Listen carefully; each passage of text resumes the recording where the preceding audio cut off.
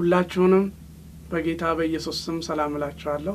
የአምላካችን የእግዚአብሔር ስም ለዘላለም የተባረከ ይሁን። ባለፈው ትምህርታችን 7ኛ ክፍል ላይ ደርሰናል። ነቢያትና ትንቢት በሚለው ርዕስ ውስጥ አሁን 8ኛ የምናየው ደግሞ ሐሰተኛ ነቢያት ወይም ደግሞ የሐሰተኛ ሃይማኖት ነቢያት በብሉይ ኪዳን ዘመን ተመልክተናል። በዚህ ርዕስ ውስጥ በመስጦጦሚያ ይካሄድ የነበረው የነብይነት ጥንቆላ ስራ በሁለት መንገድ ይከናወን ነበር ብለን ነበር። ስለዚህ አንደኛውን አይተናል። ሁለተኛው ላይ ነው ያለነው።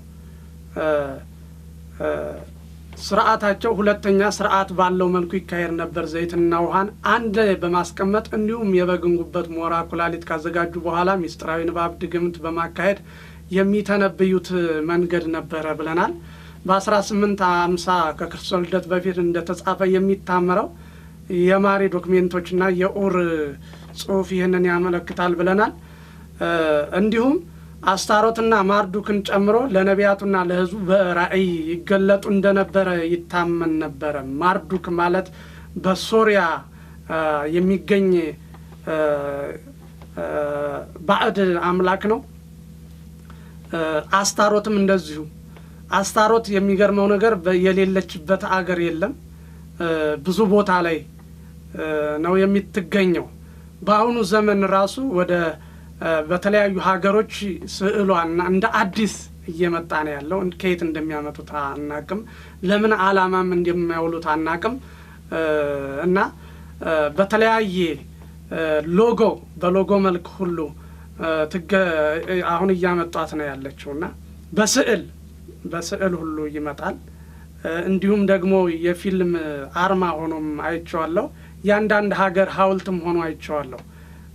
እና ለምን እንደዚያ እንዳደረጉት መረጃው የለኝም። ክብር ለጌታ ይሁን። ስለዚህ አስታሮትና ማርዱክ በህልም እንደሚናገሩላቸው በዚህ በመስጦጦሚያ አካባቢ ይታመን ነበረ። አማልክት በህልም እንደሚያናግሯቸው፣ አማልክት በራእይ እንደሚገለጡላቸው፣ አማልክት ፈቃዳቸውን ለሰዎች ለእኛ ይገልጡልናል ብለው በእነዚህ ሁለት መንገዶች ይከናወን እንደነበር አይተናል። ይህንን ደግሞ የሚያካሂዱት የሐሰተኛ ሃይማኖት ነቢያት ናቸው። ከእስራኤል ነቢያት ጋር አንዳንድ ሰዎች ያመሳስሏቸዋል። ግን አካሄዳቸው የእስራኤል ነቢያት አካሄድ ግን ከነዚህ ጋር ፈጽሞ በጣም የራቀ ነው። ምክንያቱም እነዚህ ውሃንና ዘይትን በመቀላቀል ጉበት በማምጣት በህልም እንደገና ደግሞ በድግምት ምስጢራዊ የሆኑ የአማልክትን ስም በመጥራት ራሳቸውን በመቧጨር ራሳቸውን በማድማት ፌንት አድርገው የአማልክትን ፈቃድ በህልም ወይም ደግሞ በሰመመን ለመግለጥ ይሞክሩ ነበረ። ስለዚህ የእስራኤል ነቢያት ደግሞ እንደዚህ አይነት ልምምድ ፈጽሞ አልነበረባቸውም። እነሱ የእግዚአብሔር ቃል ሲጣስ፣ የእግዚአብሔር ቃል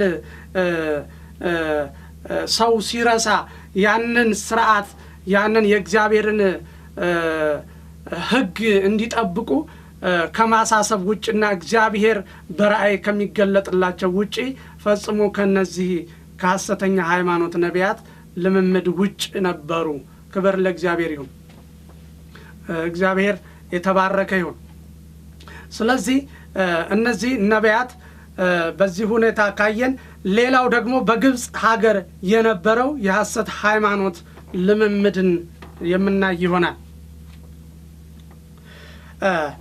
እንደ መስጦጦሚያ ሁሉ ግብጽም በከነዓን አካባቢ በሚኖሩ ህዝቦች መንግስታት ዘርፈ ብዙ አይነት ተጽዕኖ በማሳደር የታወቀች ሀገር ናት።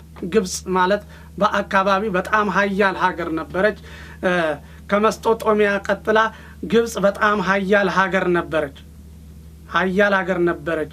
ስለዚህ በዚሁ በከነዓን አካባቢ ይካሄድ የነበረው የጥንቆላ የሐሰት ሃይማኖት ልምምድ የጣዖት አምልኮ ስርዓት እንዲሁም በግብጽ ይካሄድ ነበረ። ቀደም እንደጠቀስኩት እና አምቡስ የሚባሉ አይሲስ የሚባሉ ጣዖታት ነበሩ። እንደውም የአይኤስ እንዲሁም አይኤስ የሚል ጽሑፍ ያለበት አንድ የጣዖትን ሐውልት በማይበት ጊዜ ከማርያም ሐውልት ጋራ በእጅጉ ከማርያም ስዕል ጋራ በእጅጉ የሚመሳሰል ሆኖ አግኝቼዋለሁ። ስለዚህ በዚህ በግብጽ አካባቢም ይሄ አምልኮ ጣዖት አምልኮ ይካሄድ ነበርና በዚህ በግብጽም ነቢያት ነበሩ፣ ነቢያቶቻችን የሚሏቸው ነበሩ። እነሱን እናያቸዋለን። እንደገና ካህናት የሚባሉ ነበሩ፣ ጠንቋዮች የሚባሉ ነበሩ፣ አስማተኞች፣ ሟርተኞች የሚባሉ መጽሐፍ ቅዱስ እንደዚያ ነው የሚላቸው። ሟርተኞች፣ አስማተኞችና መተተኞች፣ የፈርዖን አስማተኞች ይላል። ታስታውሱ እንደሆነ ሙሴ እግዚአብሔር ወደ ግብጽ ከላከው በኋላ እግዚአብሔር ምልክት ሰጥቶት ነበርና ምንድነው በትር ሰጥቶት ነበር። ያን በትር እንደ ምሳሌ ወይም ደግሞ እግዚአብሔር እንደላከው እንዲያሳይ ለተአምራት የሚሆን በትር ነበርና በትሩን በፈርዖን ፊት ጣለው። ከዚያ እባብ ይሆናል፣ ስትይዘው ደግሞ እንደገና በትር ሆኖ ይመለሳል። ስለዚህ በዚህ ምልክት መሰረት እስራኤልን ይለቃል ፈርዖን ብሎት ነበር እስራኤልና ከዚህ ጋር ተመሳሳይ የሚያደርጉ በጣም አደገኛ የነበሩ ሟርተኞችና አስማተኞች እንዲሁም ጠንቋዮች ካህናቶች ሁሉ በዚህ በግብጽ ነበሩ። ምክንያቱም ግብጽ በከነዓን አካባቢ በመስጦጦሚያ አካባቢ ትኖር ስለነበረ ይሄ ባህልና ይሄ ተጽዕኖ ደርሶባታል። ስለዚህ እነዚህ በፈርዖን ዙሪያ የነበሩ አማካሪዎች፣ ጠንቋዮች፣ አስማተኞችና ሟርተኞች የነበሩ ሲሆን በብሔራዊ ደረጃ ከፍተኛ ተጽዕኖ የማሳደር አቅምም ነበራቸው። እነ ፈርዖንን ይፈሯቸው ነበር። በአካባቢው ያሉ ነገስታት ይፈሯቸው ነበር። ምክንያቱም ከሚያደርጉት የጥንቆላ አሰራርና የሟርተኝነት አሰራር የተነሳ በዙሪያው ያሉ ነገስታት ላይ እንኳን ሀገሮች ላይ ተጽዕኖ እስከ ማምጣት ደርሰው ነበር። ፈርዖን ራሱ ሲሸነፍ የሚጠራቸው እነዚህን ሰዎች ነው። ጠንቋዮችን፣ አስማተኞች ይምጡ እስቲ ይላል። እነሱ ምን ይላሉ ይላል። ስለዚህ የፈርዖን አማካሪዎች፣ የነገስታት አማካሪዎች ሁሉ ነበሩ። የሀብታሞች ሁሉ አማካሪዎች ነበሩ እና አደገኛ የሆነ አቅም የነበራቸው ሰዎች ናቸው። ስለዚህ በዚህ በግብጽ አምቡስና አይኤስ የሚል ጣዖት ነበረ። አስታሮት ነበረች። በግብጽ የነበሩት ካህናት በእነሱ ግንዛቤ ወይም ነቢያት ሐሰተኞች፣ ጠንቋዮች፣ ሟርተኞችና መተተኞች በሶስት ይከፈላሉ። በሶስት የሚከፈሉ ናቸው። ቀድም እንዳየነው እርሱም ውአብ፣ ካህረብ እና ሄምኔተር በመባል የሚታወቁ ናቸው።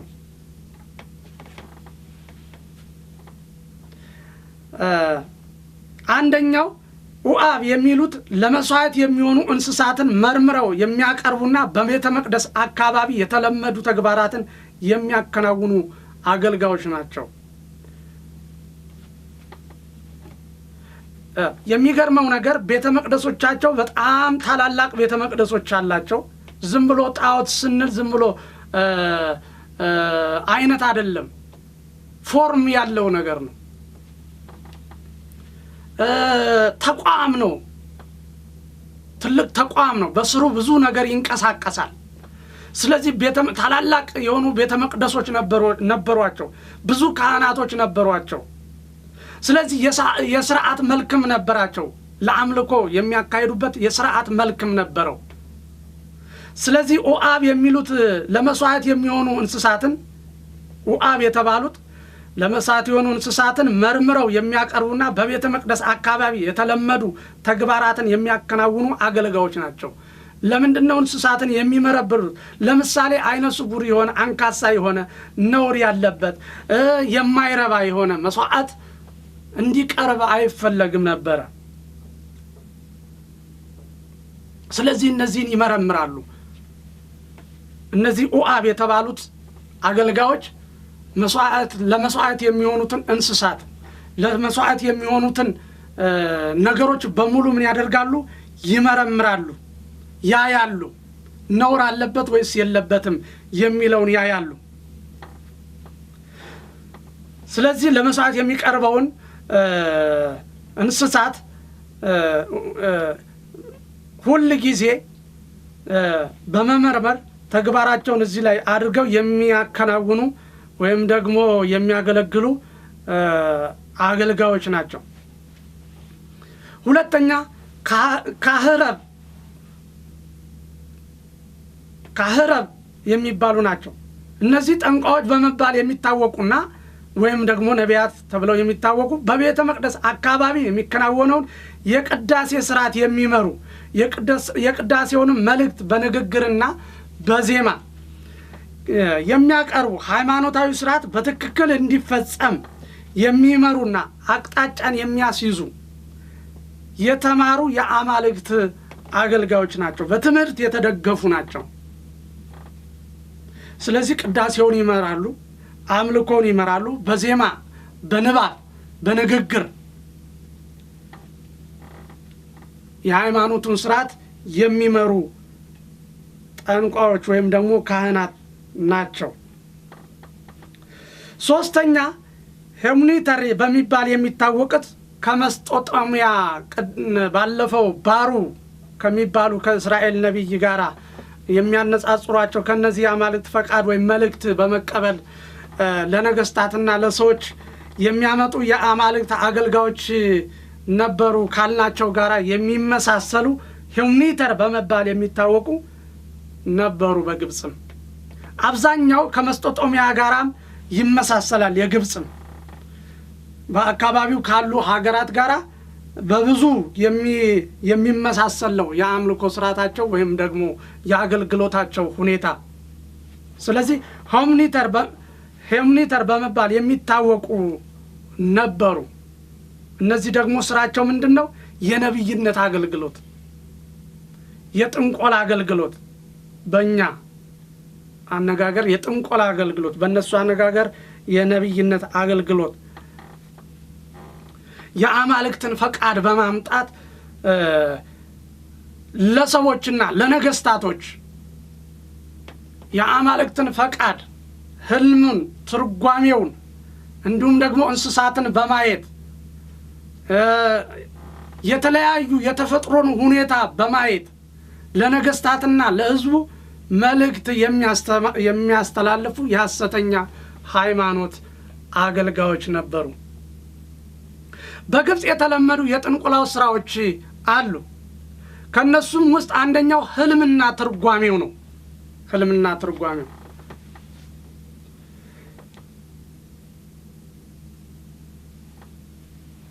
ክብር ለእግዚአብሔር ይሁን። ህልምና ትርጓሜው የተፈጥሮ ክስተቶችን ስርዓቶችን በጥንቃቄ በማየትና በመመርመር ይህንን ትንበያ ይሉት ነበረ። በዚህ ሁኔታ የትንቢት አገልግሎት ያገለግሉ ነበረ። ሶስተኛው ተንቀሳቃሽ ሐውልቶች የአማልክት ቅርጾችና እንቅስቃሴ ነው። በእነዚህ አማልክት ፈቃድ ለሰዎች ይገለጻል ተብሎ ይታሰብ ነበረ። አራተኛው አስማትና ሟርት ነው። አስማትና ሟርት ወዘተ የመሳሰል በግብጽ የተለመዱ ሲሆኑ በዛ ያሉ ልምምዶች፣ በዛ ያሉ የነቢያት ጽሑፎች በተለይም በፒራሚዶቻቸው ጽሑፎቻቸው መገኘት የእነዚህ ሁኔታዎች የበለጠ ማየትና መገንዘብ ይቻላል። ስለዚህ አስማት ያደርጉ ነበረ፣ ሟርት ያደርጉ ነበር። ስለዚህ በግብጽ የተለመዱ ጥንቆላዎች ነበሩ። እነዚህ እስራኤላውያን በግብጽ ምድር ረጅም ዘመን ያስቆጠሩ ቢሆንም በግብጽ መኖራቸው በታሪክ የሚታወቅ ቢሆንም ከግብፃውያን ጋር በተለያየ መንገድ ግንኙነት በማድረጋቸው በተለይ የንጉሥ ሰሎሞን ዘመን ታሪክ በማጥናት ሁኔታ ለመረዳት ያስችላል። በግብፅ ልምምድ ተጽዕኖ ስር ወድቀው እንደነበረ ሁኔታዎች ያስረዳሉ። እስራኤላውያን በአካባቢያቸው ከመስጦጦሚያ ጀምሮ በአካባቢያቸው ከነበረው ባህልና ወግ የአምልኮ ስርዓት አኳያ ወደ እነሱም ቀስ በቀስ የገባ የባዕድ አምልኮ ሃይማኖት ስርዓት ነበረና አንዳንዶችን ጠልፎ ይወስዳቸው ነበረ። ሌላ ጊዜ ይመለሳሉ፣ ደግሞ ይሄዳሉ፣ ይመጣሉ እና የምልልስ ህይወት ነበራቸው። ምክንያቱም ከአካባቢያቸው ተጽዕኖ የተነሳ ማለት ነው። ስለዚህ እነዚህ የጣዖት አምልኮ ልምምዶችም አልፎ አልፎ በእስራኤል ላይ ይታዩ ነበረ። ለአስታሮት ይሰግዱ ነበረ፣ ለበዓል ይሰግዱ ነበረ። ለሞሎክ ልጆቻቸውን ይሰዉ ነበረ። ሞሎክ መስዋዕት የልጅ መስዋዕት ይቀበል ነበርና ልጆቻቸውን እስከ መሰዋት ይደርሱ ነበረ። ከፍተኛ የሆነ ተጽዕኖ ስለደረሰባቸው ከአካባቢው ከከነዓን አካባቢ ተጽዕኖ ስለደረሰ ምንም እንኳን እግዚአብሔር የለየው ህዝብ ቢሆንም እንኳን ተጽዕኖ እጅግ ይገዳደራቸው ነበረ። ከዚህ የተነሳ እና አስታሮትን እና በዓልን እና ማርዱክን የመሳሰሉ እና አስታሮትን የመሳሰሉ እና ሞሎክን የመሳሰሉ እንዲሁም ደግሞ የአጸድ ነቢያት የአጸድ አማልክቶችን ሁሉ ያመልኩ ነበር እስራኤል። ይህም ከግብፅና ከመስጦጦሚያ የመጣ ባህል እንደወረሳቸው የሚያሳይ ነው። በግብፃውያን ልምምድ ተጽዕኖ ስር ወድቀው ነበር። እውነተኛውን አምላክ ትተው እውነተኛውን አምላክ ረስተው አማልክትን ወደ ማምለክ የማያዩ የማይሰሙ እንዲሁም ደግሞ ጆሮ የሌላቸው ዓይን የሌላቸው እነዚህን አማልክት የማይሰሙ አማልክትን የአሕዛብ አማልክት አጋንንቶች ናቸው ይላል ነቢዩ ዳዊት። ስለዚህ አጋንንት ያስቀመጣቸውን እነዚህን አማልክት እስራኤላውያን ያመልኩ ነበረ። በተደጋጋሚ ይህ አምልኮ ሲስባቸውና ሲጎትታቸው ሁሉ እናያለን። ክብር ለእግዚአብሔር ይሁን። እግዚአብሔር ግን በዚህ ሁኔታ ላይ ሳሉ እንኳን አልተዋቸውም። ምክንያቱም እግዚአብሔር በዘመናት መካከል ሰውን አይጥልም።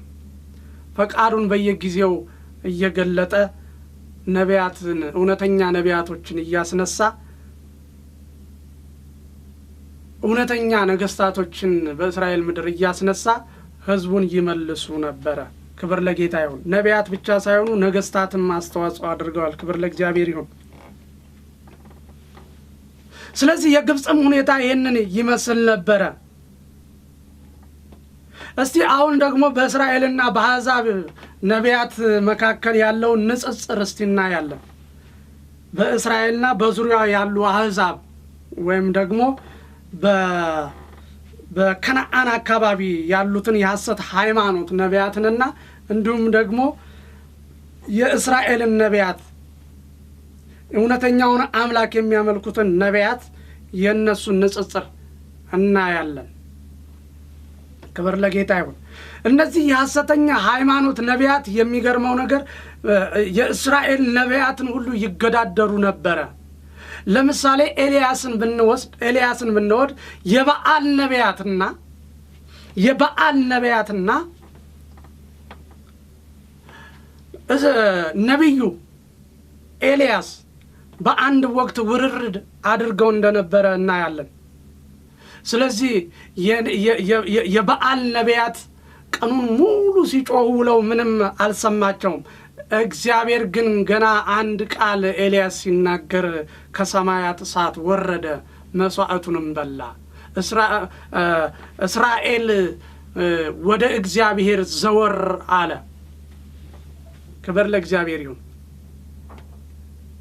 ኤልያስ የበዓል ነቢያት አንድም እንዳያመልጡ ያዙልኛልና በሙሉ አስወገዳቸው ይላል መጽሐፍ ቅዱስ።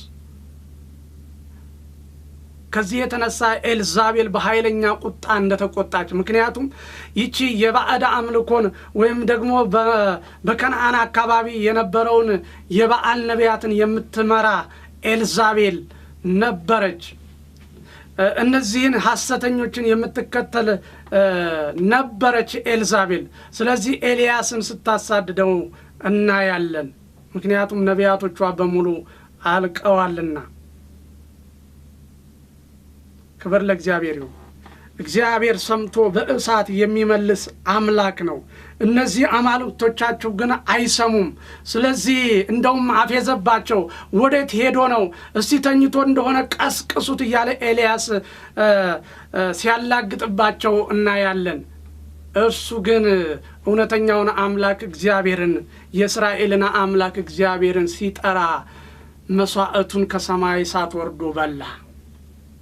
የሚገርመው ነገር ደረቅ እንጨት ብቻ ሳይሆን እርጥብም አድርጎ እግዚአብሔር የሚባላ እሳት እንደሆነ ታዩ ዘንድ ትመለከቱ ዘንድ እርጥብ እንጨትም አድርጎ ከፈለጋችሁ ውሃም ድፉበት አለና በዙሪያው ውሃ ደፉበት፣ ሐይቅ አስመሰሉት። እግዚአብሔር ከሰማይ እሳት ሲልክ ግን ሁሉንም ላሰው ይላል። ክብር ለጌታ ይሁን። ሰምቶ በእሳት የሚመልስ አምላክ ነው። ስለዚህ እስቲ የእስራኤል ነቢያትንና የአሕዛብ ነቢያትን ወይም የሐሰተኛ ሃይማኖት ነቢያትን እስቲ በንጽጽር ለማየት እንሞክራለን። እስራኤላውያን የነቢያትን እንቅስቃሴን ከነሱ በፊት አይነት እንቅስቃሴ ነበራቸው ብለው የተለያዩ ሰዎች ተናግረዋል እና ከመስጦጦሚያ ከግብፅ ወይም ከሌሎች ህዝቦች በመማር ተለማምደውታል የሚለውን ሐሳብ ወይም ደግሞ ጥያቄ መጽሐፍ ቅዱስ ውድቅ ያደርገዋል። ምክንያቱም ፈጽሞ አካሄዳቸው፣ ልምምዳቸውና የአምልኮ ስርዓታቸው እንዲሁም ትምህርቶቻቸው ከእስራኤል ነቢያት ጋር ከእውነተኛ ነቢያት ጋር ፈጽሞ የሚመሳሰል አይደለም። ክብር ለጌታ ይሁን። አንደኛ የእስራኤል ነቢያት ከሌሎች ህዝቦች ያልተወረሰ የነቢይነት አገልግሎት ነው። የእስራኤል ነቢያት ከአካባቢው ካሉ ከአሕዛብ ከሐሰተኛ ሃይማኖት ነቢያትና የአምልኮ ስርዓቶቻቸው ፈጽሞ ያልተወረሰ ነው። መጽሐፍ ቅዱሳዊ ማስረጃዎች በብዙ በዚህ ቦታ ላይ ተጠቅሰው እናያለን።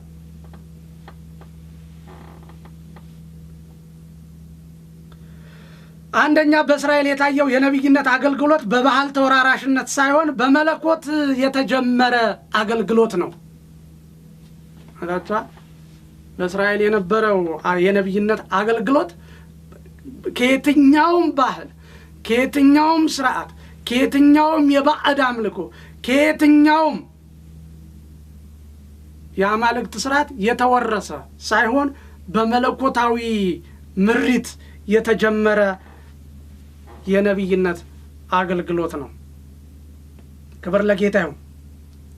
በመጀመሪያው በመጽሐፍ ቅዱስ በፔንታቱክ ማየት እንችላለን። እግዚአብሔር በብዙ አይነትና በብዙ ጎዳና እስራኤልን እንዴት እንደጠራ፣ ህዝቡን እንዴት እንደጠራ፣ ህዝቡን እንዴት እንደተገለጠላቸው በብዙ አይነት በብዙ ጎዳና ዕብራውያን እንደሚናገር በፔንታቱክ ጀምሮ እስከ ራዕይ መጽሐፍ ድረስ እግዚአብሔር ህዝቡን በቀጥታ ሲገናኝ እንደነበረ እንዲሁም ደግሞ የሐሰት ሃይማኖት ነቢያትንና አምልኳቸውን አማልክቶቻቸውን ሁሉ ከንቱ ሲያደርገው እንደነበረ እናያለን።